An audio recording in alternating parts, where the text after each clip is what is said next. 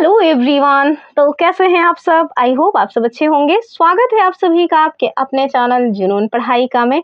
चलिए हम लोग जो यूपी ट्रिपल एससी पीईटी का एग्जाम होना है उसके लिए हिंदी के प्रैक्टिस सेट देख रहे हैं और इसके क्रम में आज हम लोग अपना प्रैक्टिस सेट नंबर 8 पे आ गए हैं। ठीक है, और इसके पहले हमने टोटल 7 प्रैक्टिस ऑलरेडी करवा दिए हैं। चैनल में हमने इसकी प्लेलिस्ट बना के रखी हुई है, आप इसकी प्लेलिस्ट पे जाएं और जो प्रीवियस वीडियोस हैं अगर अभी तक आपने उनको नहीं देखा है तो उन्हें ज़रूर देख लीजिए। ठीक है, तो चलिए फिलहाल के लिए आज की अपनी वीडियो को स्टार्ट करते हैं। आज की वीडियो में हमने जो मतलब कि 5 नंबर का ग्रामर वाला सेक्शन पूछा जाता है उसको भी शामिल कर रखा है। साथ में हम एक पैसेज भी देखने वाले हैं जो गद्यांश है वो 2023 में जो पूछा गया था उस गद्यांश को हमने शामिल किया है। तो यदि आप पूरी वीडियो को बहुत ध्यान से देखेंगे तो आपकी कंप्लीट 15 नंबर की जो प्रिपरेशन है वो आपको मात्र हमारी इन्हीं वीडियोस के माध्यम से आराम से हो जाएंगे। ठीक है, तो चलिए देखते हैं क्या कुछ खास क्वेश्चंस हैं आपके लिए। और अगर आप इस चैनल पे जो वीडियोस आती हैं उनकी पीडीएफ चाहते हैं, जिस पीडीएफ से हम ये रिकॉर्ड कर रहे हैं, इसकी पीडीएफ के लिए आपको हमारे टेलीग्राम चैनल ज्वाइन करना पड़ेगा। अभी 2-3 दिनों से उस पर पीडीएफ नहीं गई है, लेकिन कल से उस पर आपको डेली जो पीडीएफ है वो मिल जाएंगी। आपको सारी की सारी पीडीएफ एक साथ हम भेज देंगे, तो लगातार बने रहिए और अपनी तैयारी को धार देते रहिए। चलिए देखते हैं आज का अपना पहला क्वेश्चन।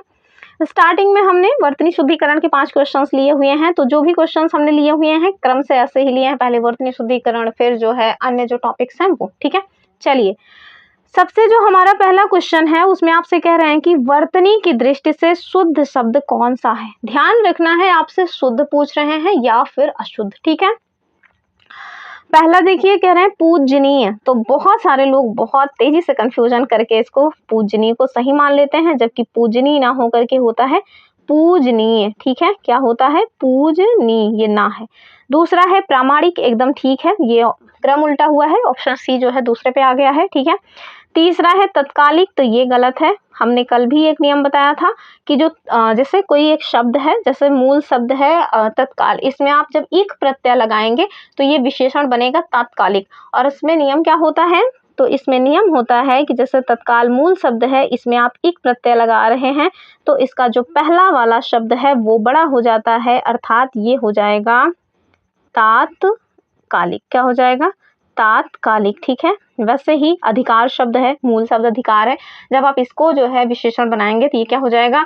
आधिकारिक। ठीक है, तो ध्यान से, ये वाला नियम कल भी बताया था, लेकिन कल दिक्कत ये हो रही थी कि जो पेन से मैंने चीजें लिखी थी वो सब दिख ही नहीं रहा था वीडियो में। और अब जब वीडियो अपलोड हो गया तो फिर मैंने सोचा 36 मिनट की वीडियो है, उसको क्या री अपलोड करूँ।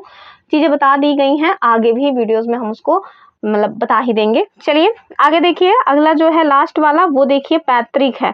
और ये क्वेश्चन पता नहीं कितनी बार पूछा जा चुका है। तो पैतृक नहीं होता है, क्या होता है? पैतृक होता है। ठीक है, पैतृक। ठीक है, तो तराना उच्चारण गलत हो रहा है, पैतृक नहीं होता है, पैतृक होता है। क्या होता है? पैतृक। ठीक है, ध्यान से देख लीजिए। अगले क्वेश्चन की बात करेंगे और हमारा अगला जो क्वेश्चन है इसमें भी आपसे शुद्ध वर्तनी ही पूछी जा रही है। कह रहे हैं कि कौन सा इसमें शुद्ध वर्तनी वाला शब्द है। ऑप्शन देखिए रचयिता, गलत बात है, रचयिता ऐसा नहीं होता है, रचयिता होता है। ठीक है, या में छोटी ई की मात्रा होती है। फिर देखिए अनाधिकार, एकदम ठीक लिखा हुआ है, अनाधिकार चिन्ह, नहीं अनाधिकार नहीं होता है, सॉरी अनाधिकार होता है कह रहे हैं। तो ये दूसरा वाला भी गलत है, अनाधिकार ना होकर के क्या होता है? अनधिकार होता है। ध्यान से देख लीजिए, अभी तो गलत हो जाता अनधिकार। ठीक है, तो इस तरह से अनधिकार लिखते हैं। वहीं यदि हम चिन्ह की बात करें तो हमने कई बार आप लोगों से क्वेश्चन में पूछा है कि चलिए आप लोग बताइए चिन्ह में ना आधा होता है या फिर हाँ, लेकिन कोई कमेंट नहीं किया। यहाँ पे देखिए वही क्वेश्चन पूछा ही गया है। चिन्ह जो है ये चिन्ह ना होकर के क्या होता है? चिन्ह। ठीक है, चिन्ह चिन्ह होता है, हाँ इसमें आधा होता है। ठीक है, वहीं यदि हम लोग अनुकूल की बात करें तो ये एकदम ठीक लिखा हुआ है। ठीक है, तो ऑप्शन डी इसमें ठीक है, बाकी सब गलत हैं। क्यों गलत हैं वो हमने आपको बता दिया। चलिए आगे देखिए अगला क्वेश्चन। अगले क्वेश्चन में आपसे कह रहे हैं कि नहीं, ये विशेषण विशेष आपके जो है सिलेबस का हिस्सा नहीं है, इसको छोड़ दीजिए। नेक्स्ट क्वेश्चन है कि शुद्ध वर्तनी वाला शब्द कौन सा है। तो आप देखिए ये वाली वर्तनी कई बार यूपी पीसीएस और आरओ में पूछी जा चुकी है। अधीन बिल्कुल नहीं होता, आधीन। बहुत सारे लोग ना बोल चाल की भाषा में इसको आधीन कहते हैं हम आपके अधीन हैं, आप जैसा चाहें वैसा कर लें। तो भैया वो वर्तनी जो है आधीन नहीं होती, क्या होती है? अधीन होती है। ऑप्शन बी, क्रम उल्टा भले है लेकिन हम आपको बता रहे हैं अधीन होता है। क्या होता है? अधीन। ठीक है, ऑप्शन ये हो जाएगा। चलिए आगे देखिए, क्वेश्चन नंबर 5, इसमें आपसे कह रहे हैं कौन सी वर्तनी अशुद्ध है। बहुत ध्यान से देखा करिए कि शुद्ध पूछ रहे हैं या फिर अशुद्ध। ठीक है, और ये देखिए वीडियो और एग्जाम आरो यारो दोनों में ही पूछा गया क्वेश्चन है। क्या कह रहे हैं? याज्ञवल्क्य। तो बस आगे जाने की जरूरत ही नहीं है, ये चिल्ला चिल्ला के बताता रहता है कि मैं ही गलत हूँ, देखो देखो। ठीक है, तो याज्ञवल्क्य ना होकर के क्या होता है, ये वर्तनी पहले देख लीजिए, याज्ञवल्क्य। ठीक है, वल्क्य क्या होता है? याज्ञवल्क्य, इस तरह से लिखते हैं। ठीक है, और सदृश एकदम ठीक लिखा है, हस्तक्षेप और गृहिणी भी एकदम ठीक लिखा है। बहुत सारे लोग गलती क्या करते हैं, अगर पता चला कि गृहिणी लिखा है तो इसको वो लोग शुद्ध मान लेते हैं, तो ये गलत है। ग्रहणी भी नहीं होता है, ग्रहणी दूसरी चीज है और गृहिणी दूसरी चीज है। ठीक है, चलिए आगे देखिए, अगले क्वेश्चन में कह रहे हैं कौन सा शब्द पुल्लिंग है। तो अब देखिए लिंग, ये हमारे जो है सिलेबस में दिया हुआ है, अच्छे से मेंशन है। तो लिंग, स्त्रीलिंग, पुल्लिंग, यही दो लिंग है, इनके बारे में जानिए। कह रहे हैं कौन सा शब्द पुल्लिंग है, तो यहाँ आपसे पुल्लिंग पूछ रहे हैं। ऑप्शन देखिए, बात, आय, रात और व्यय। तो स्त्रीलिंग पुल्लिंग इनको समझने का सबसे अच्छा तरीका होता है कि आप एक स्टेटमेंट बनाइए, एक वाक्य बनाइए। जब आप एक वाक्य की रचना करेंगे तो आपको समझ आ जाएगा कि कौन सा शब्द पुल्लिंग है और कौन सा स्त्रीलिंग है। जैसे जो बात शब्द है, आप देखिए तो बात बोली जाती है, बात कही जाती है ना, ऐसन बात बोली है कि एकदम कलेजा चीर दे। तो ये जो बात है वो क्या है, बोलने वाली बात है, नहीं कि बोली जाती है बात। वैसे भी आप देखिएगा ना, बात कही है, अपनी बात कही जा रही है, उन्होंने इस बात को कही है। अब कुछ लोग तो भैया फैशन में कहते हैं उन्होंने इस बात को कहा है, तो वो गलत बात है। ग्रामेटिकली आप देखिए तो बात जो है वो स्त्रीलिंग है। क्या है? स्त्रीलिंग है। ठीक है, आगे देखिए अगला क्या है, आय। तो आय भी होती है, कोई थोड़ी ना कहता है कि मेरी आय इतना है, नहीं, मेरी आय इतनी है। ठीक है, तो आय भी स्त्रीलिंग शब्द है। रात तो सभी को पता है कि स्त्रीलिंग है। ठीक है, तो रात तो स्त्रीलिंग है ही। बचा हमारा व्यय, तो व्यय किया जाता है। ठीक है, तो ये पुल्लिंग हो जाएगा, बाकी सबके सब स्त्रीलिंग है। ठीक है, हमेशा आप ध्यान रखिए, अगर कोई भी शब्द है वो स्त्रीलिंग पुल्लिंग आपसे पूछा गया है तो उसके लिए सबसे अच्छा तरीका होता है कि आप उसको किसी ना किसी सेंटेंस में यूज कर लीजिए, फिर आपको समझ आ जाएगा। नेक्स्ट क्वेश्चन देखिए, इसमें कह रहे हैं कि नीचे 4 शब्द दिए गए हैं, इनमें से 3 शब्द स्त्रीलिंग है जबकि 1 शब्द पुल्लिंग है।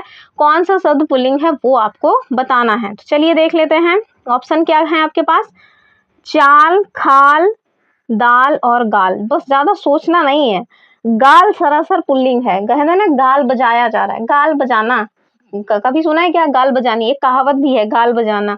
तो डी वाला तो भैया साफ साफ पुल्लिंग है। ठीक है, क्या है? पुल्लिंग है। अन्य आपको नहीं भी पता है तब भी आप इसको समझ सकते हैं, फिलहाल के लिए हम लोग देख लेंगे। तो चाल चली जाती है, आप लोगों ने पढ़ा देखा होगा, शतरंज में लोग चाल चलते हैं, कहते हैं आप अपनी चाल चलिए, यानी कि चाल चली जा रही है। खाल उधेड़ी जाती है, कभी सुना है कि या तो हार खाल उधेड़ते हैं? सुना तो होगा ही, मम्मी पापा ही कहते रहते हैं आज तो तुम्हारी खाल उधेड़ देंगे पीट पीट के। गुरुजी लोग भी बोला करते थे, अब तो नहीं कहते हैं। अब क्या, बहुत सारे लोग तो मतलब घर से ही पढ़ रहे होंगे, बाहर जाते ही नहीं होंगे। तो खाल जो है ना ये उधेड़ी जाती है। ठीक है, खाल उधेड़ा नहीं जाता, तो ये भी स्त्रीलिंग है। दाल, दाल कहते हैं ना, दाल गलना, मतलब कि दाल गल जाएगी। कभी सुना है क्या कि दाल गल गया है? जब हम लोग दाल पकाते हैं तो कभी कभी होता है ना कि दाल में मतलब दिखता ही नहीं है, वो एकदम कड़ी टाइप का हो जाता है, क्या है, दाल गल गई है, इस तरह की चीजें। तो कुल मिलाकर के आप जैसी मर्जी वैसे सेंटेंस बनाएं, लेकिन बस ध्यान रखें कि सही उस शब्द उसको बनाएं, गलत नहीं। अब गलत आप खुद ही बना देंगे तो फिर आपको जाहिर सी बात है उत्तर में गलत लगा के आएंगे, 0 नंबर मिलेगा। हम आपसे एक क्वेश्चन पूछते हैं जो कि बहुत बार पूछा गया है, आपके पास ए और बी ऑप्शन रहेगा, आप लोग कमेंट जरूर करिएगा। कमेंट करेंगे तो हमें भी अच्छा लगेगा, हमें भी लगेगा कि हाँ आप लोग जो है इसमें इंटरेस्टेड हैं। एक शब्द है जो कि मतलब कई बार एग्जाम्स में पूछा गया है और वो शब्द है दही। क्या है? दही। दही।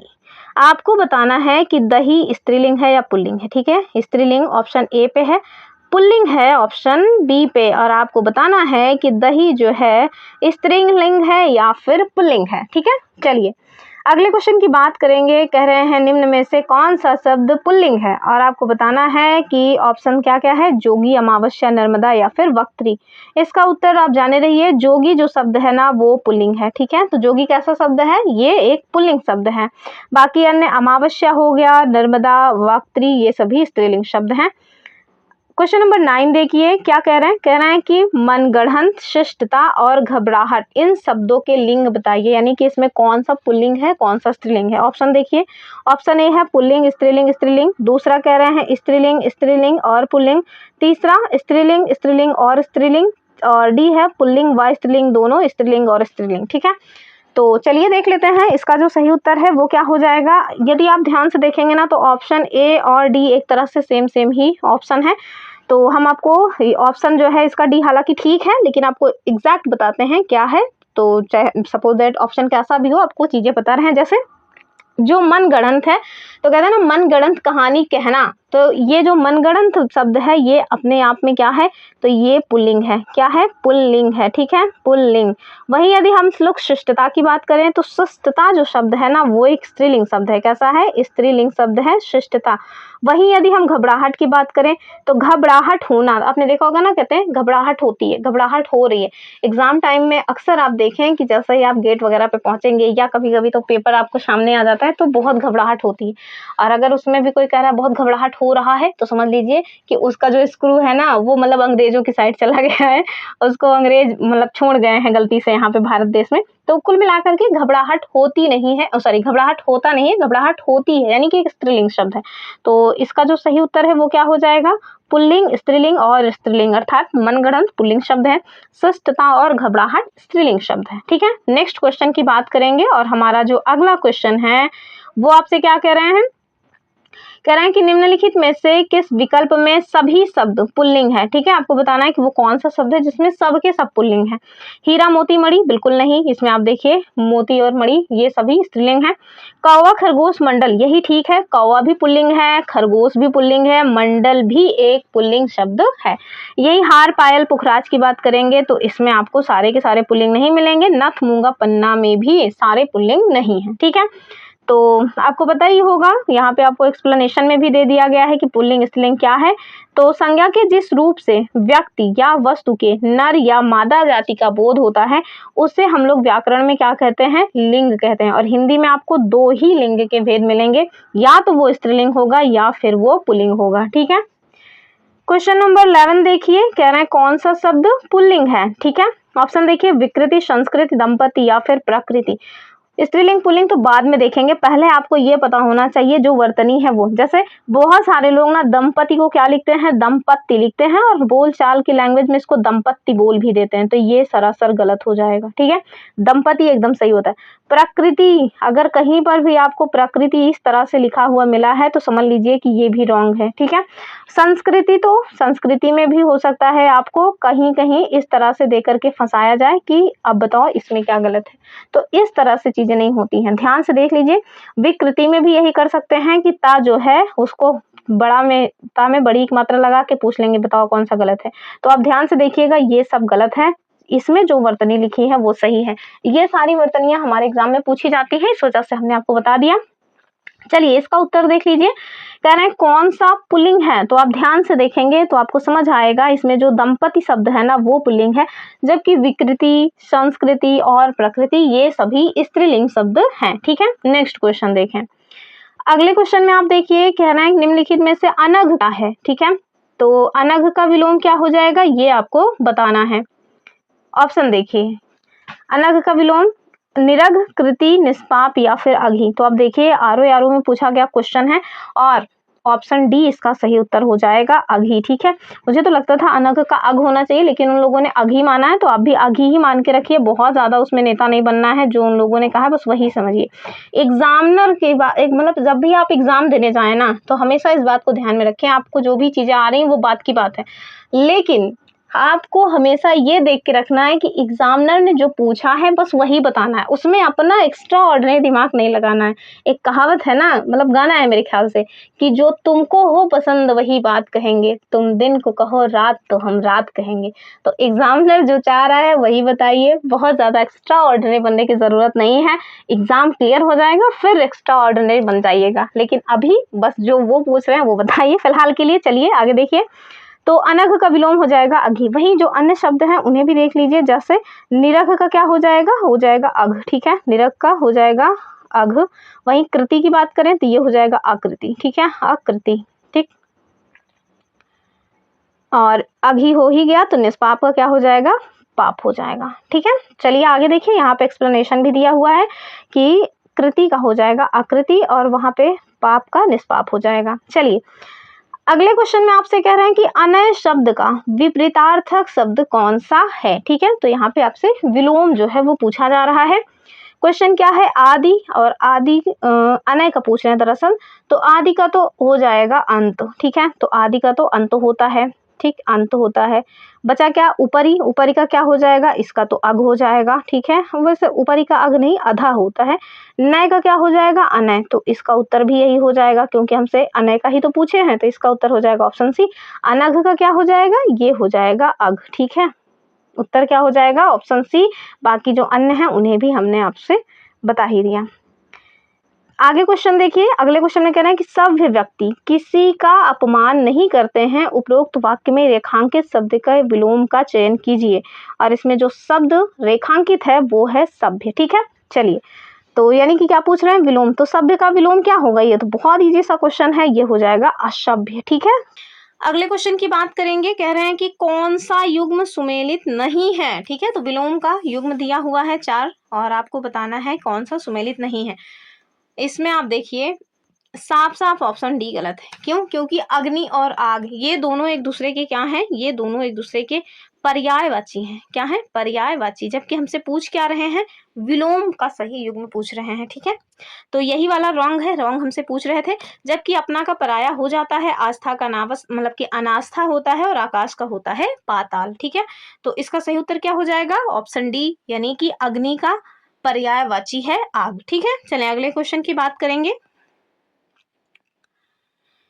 और हाँ यहाँ देखिए अग्नि का पर्याय इन्होंने जल दिया हुआ है, इसको भी आप देख सकते हैं। क्वेश्चन नंबर 16 क्या कह रहे हैं आपसे, कह रहे हैं कि दिए गए शब्द का विलोम शब्द आपको ज्ञात करना है। शब्द क्या दिया गया है, ऊर्ध्वगामी। ठीक है, तो चलिए ऊर्ध्वगामी का तो आराम से आपको पता चल जाएगा, पहला वाला ऑप्शन ही हो जाएगा अधोगामी। ठीक है, चलिए अगले क्वेश्चन की बात करेंगे। उसके पहले यहाँ पे कुछ अन्य विलोम दिए हुए उन्हें देख लीजिए। जैसे ऊर्ध्वगामी का अधो मतलब कि अधोगामी हो जाएगा। वहीं यदि हम लोग उदयाचल की बात करें तो उदयाचल का जो विलोम होगा वो होगा अस्ताक्षल या फिर पश्चिमांचल। ठीक है, नेक्स्ट क्वेश्चन देखिए।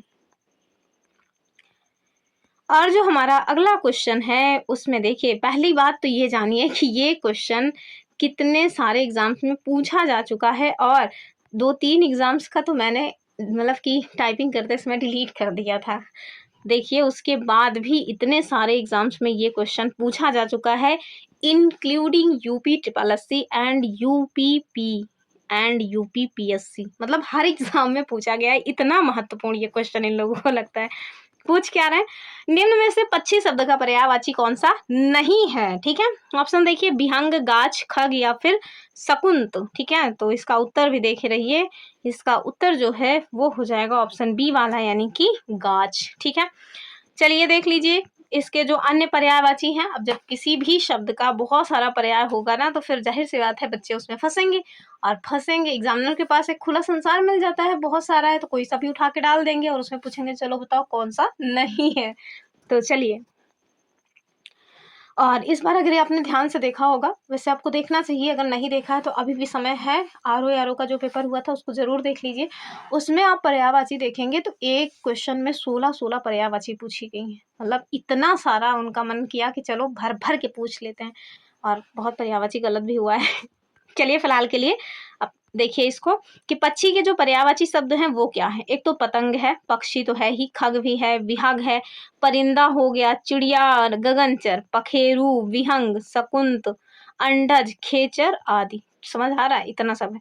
जबकि गाद्य पक्षी का पर्यायवाची नहीं है। गाद्य अर्थात वो जो गाछ वहां पे लिखा हुआ था वो गाछ के जो पर्यायवाची हैं वो क्या हो जाएंगे, द्रुम, वृक्ष, पेड़, पादप, विटप, तरु, अर्थात ये पेड़ का पर्यायवाची।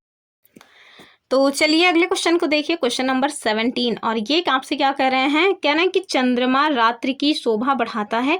इसमें जो चंद्रमा शब्द है ना, बताइए इसमें चंद्रमा का पर्याय कौन सा है। ठीक है, तो कौन चंद्रमा का पर्याय है, कौन सा पर्याय है। ठीक है, ये इस क्वेश्चन को पूर्ण कर रहा है, ये वाला स्टेटमेंट। चलिए देखते हैं ऑप्शन क्या है, अंशुमाली, सुधांशु या फिर प्रभाकर। ठीक है, तो इसका जो सही उत्तर है वो क्या हो जाएगा, तो आप यदि ध्यान से देखेंगे तो जो सुधांशु शब्द है ना, सुधांशु जो शब्द है कहाँ है, सुधांशु ऑप्शन बी में, ये चंद्रमा का पर्यायवाची है। ठीक है, तो चंद्रमा रात्रि की शोभा बढ़ाता है, इस वाक्य में जो चंद्रमा है इसका पर्याय क्या होगा, वो हो जाएगा सुधांशु। ठीक है, चंद्रमा के कुछ अन्य पर्यायवाची देख लीजिए, शशि, रजनीश, राकापति, विधु, मयंक आदि। ठीक है, नेक्स्ट क्वेश्चन देखिए, कह रहा है कि किस विकल्प में सभी शब्द परस्पर पर्यायवाची नहीं हैं। ठीक है, तो चलिए इस टाइप का क्वेश्चन आरो यारो पूछा था इस बार, और ये देखिए ये कहाँ से उठाया गया है उनके द्वारा ये पैटर्न, तो UP triple SC lower mains 2019 से।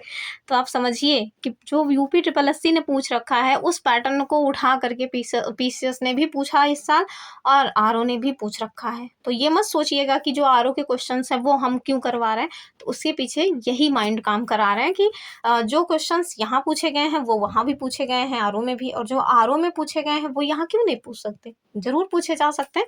तो इस वजह से जो कई बार रिपीटेड क्वेश्चंस है ना, उन पे अपनी पकड़ जो है वो मजबूत करके रखिए। तो चलिए देख लेते हैं क्या कह रहे हैं, कह रहे हैं कि कौन सा सभी शब्द परस्पर पर्यायवाची नहीं, यानी कि इसमें जो दिया हुआ है उसमें वो कौन सा है जो सब के सब एक ही शब्द के पर्याय नहीं है। तो चलिए देखते हैं, ऑप्शन क्या है, रसना, जिल्हा, जबान। तो आप देखिए ये सभी आम के पर्यायवाची हैं। ठीक है, तो ये तो बिल्कुल ठीक है, इसमें तो कोई गलती है नहीं। फिर करें चाप, धनु, चपला, तो यही वाला गलत हो जाएगा, क्यों, चपला बिजली को शायद कहते हैं ना। तो ये देखिए, और ये मतलब कि चाप धनु एक दूसरे के पर्याय है लेकिन चपला नहीं है। तीसरा देखिए निर्वाण, कैवल्य, मुक्ति, तो ये तो समझ आ ही रहा है कि मोक्ष को कहा जाता है। कुबेर, राज और यक्ष, तो ये कुबेर के पर्यायवाची हैं, अर्थात 3 इसमें एकदम ठीक है, जबकि ऑप्शन बी जो है वो गलत है। ठीक है, क्यों गलत है, तो आप देखिए कि चाप, चपला ये आपस में पर्यायवाची नहीं है, चाप व धनु आपस में पर्याय है, जबकि चपला नहीं है। चपला मैंने बताया ना बिजली को कहते हैं, इस वजह से पर्याय नहीं है। चले यहाँ पे देखिए, जो धनु शब्द है इसके कुछ अन्य पर्याय दिए हुए हैं, जैसे सारंग, सांप, सरासन, धनुष, धनुही इत्यादि। विद्युत, दामिनी और तड़ित और चंचला ये सभी किसके हैं, तो ये सभी चपला के हैं, यानी कि मतलब कि बिजली के हैं। चलिए आगे देखिए, अब हमारा संधि विच्छेद शुरू हो रहा है। क्या कह रहे हैं आपसे, कह रहे हैं कि त्रिपुरारी का सही संधि विच्छेद कौन सा है। ऑप्शंस क्या है, त्रिपुर प्लस अरी, और दूसरा त्रिपुर प्लस रारी, तीसरा क्या कह रहे हैं, त्रिपुरा प्लस री, और चौथा है त्रिपुरा प्लस आरी। इसका उत्तर भी जाने रहिए, ऑप्शन ए जो है वो इसका सही उत्तर हो जाएगा। क्यों, क्योंकि यहाँ पे देखिए इसमें कौन सी संधि है, दीर्घ संधि है। कौन सी है, दीर्घ संधि। तो ये जो दीर्घ स्वर संधि है उसका एग्जाम्पल है।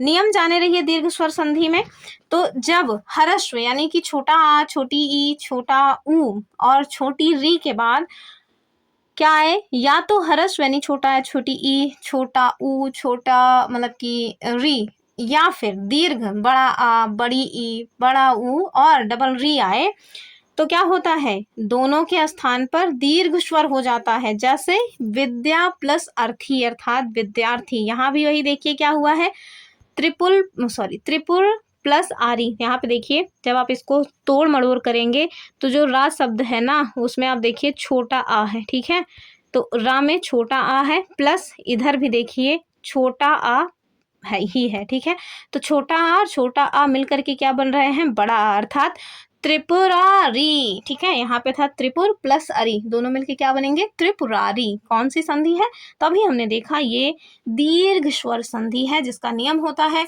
कि यदि ह्रस्व मतलब कि आ ई ऊ और री के बाद ह्रस्व या दीर्घ आ ई यू मतलब आ ई ऊ री आए तो दोनों मिलकर के क्या हो जाते हैं, दीर्घ में चेंज हो जाते हैं। ठीक है, चलिए आगे देखेंगे अगला क्वेश्चन, और इसके पहले एक दो जो है यहाँ पे आपको एक्सप्लेनेशन दिया है, जैसे विद्या प्लस अर्थ मतलब अर्थी इज इक्वल टू विद्यार्थी, कपि प्लस ईस इज इक्वल टू कपीस, गुरु प्लस उपदेश बराबर गुरुपदेश। ठीक है,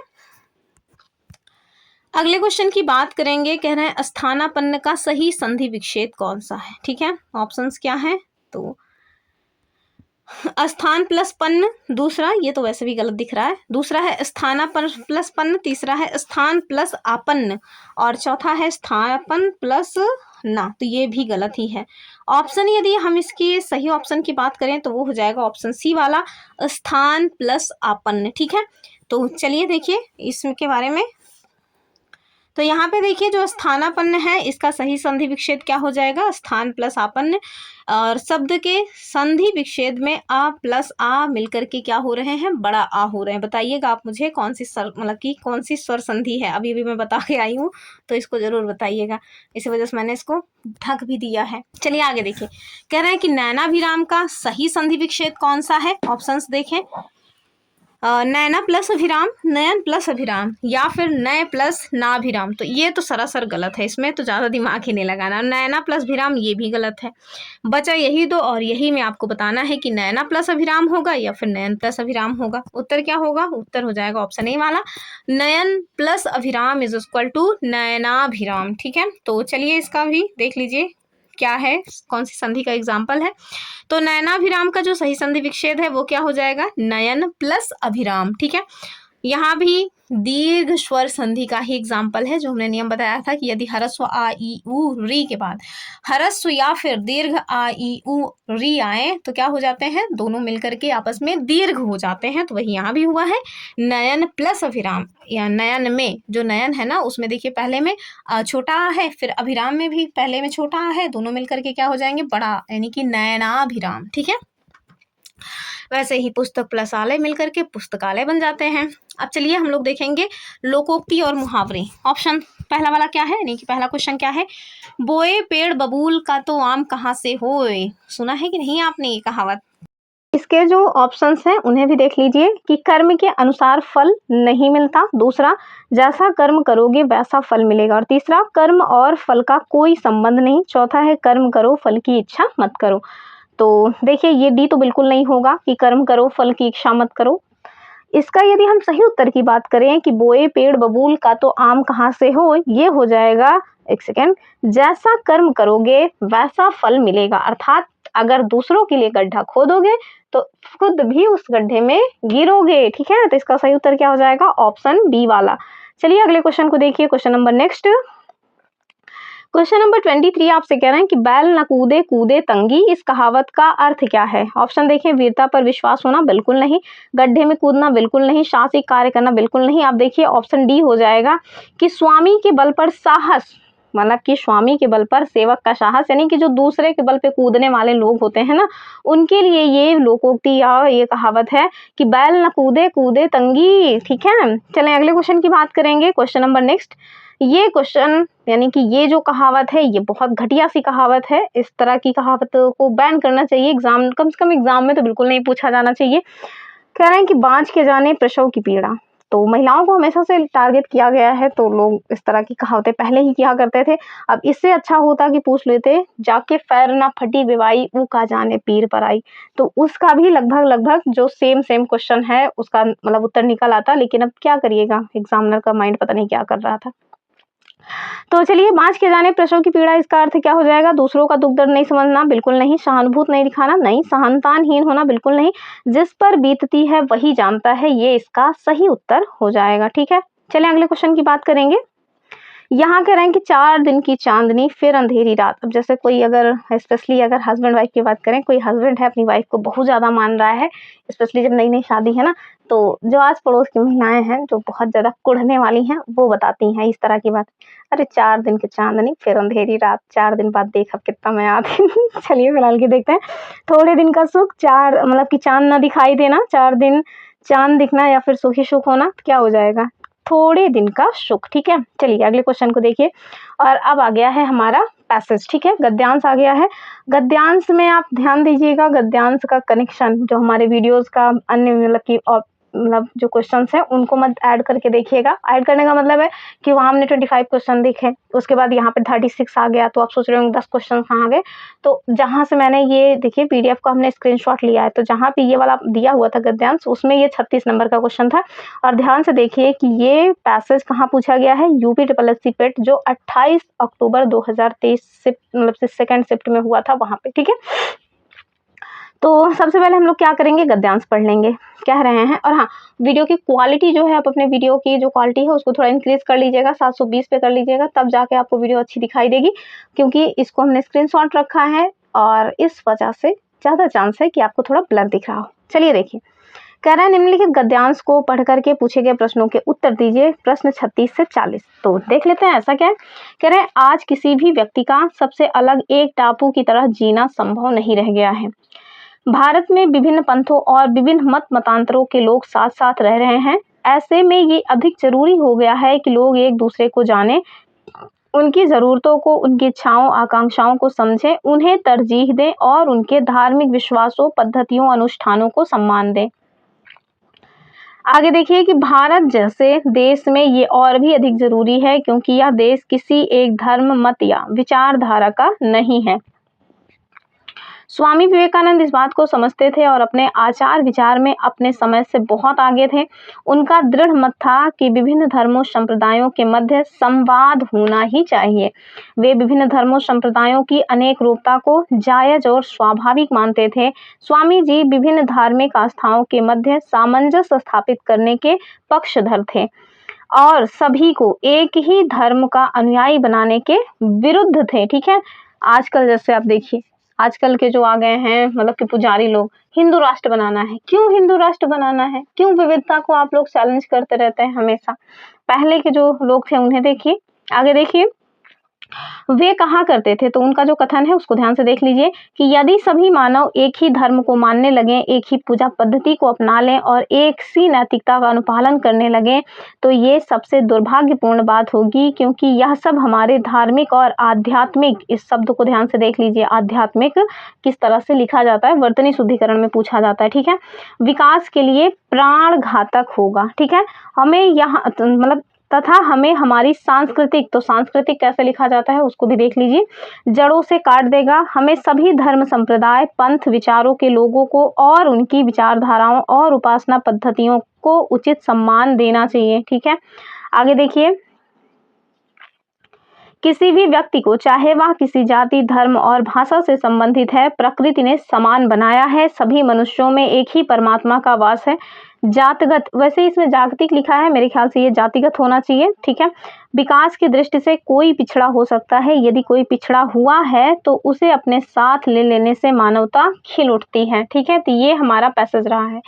अब इससे हम देखेंगे कि कौन से क्वेश्चंस पूछे गए हैं। क्वेश्चन पहला क्या है, कह रहे हैं कि मानवता कब खिल उठती है। तो पहला वाला ही विकल्प ठीक हो जाएगा कि जब पिछड़ों को सहारा दिया जाता है। अन्य जो है वो ठीक नहीं होगा, क्योंकि आप देखिए कह रहे हैं जब एकाधिक धर्म को मानने वाले साथ रहते हैं, तो ऐसी बात नहीं है। जब सभी में स्थित एक परमात्मा को ही एकमात्र सत्य स्वीकार किया जाता है, वैसा भी नहीं है। जब सभी का आध्यात्मिक विकास होगा, तो ये बात भी नहीं। अब देखिए पैसेज में ना, तो वो वाली कहावत बहुत, मतलब कहावत या गाना जो भी हो, वो बहुत तेजी से लागू होता है कि जो तुमको हो पसंद वही बात कहेंगे। मतलब इस समय तो बिल्कुल दिमाग लगाना ही नहीं है एक्स्ट्रा। ठीक है, तो चलिए दूसरा क्वेश्चन क्या है, आध्यात्मिक। और आध्यात्मिक में आपसे कह रहे हैं कि बताइए क्रमशः उपसर्ग, मूल शब्द और प्रत्यय कौन सा है। तो अब देखिए इसमें उपसर्ग और प्रत्यय भी पूछ लिए हैं, जबकि आप यदि ईमानदारी से अपना सिलेबस देखेंगे तो उसमें उपसर्ग और प्रत्यय की बात नहीं की गई है।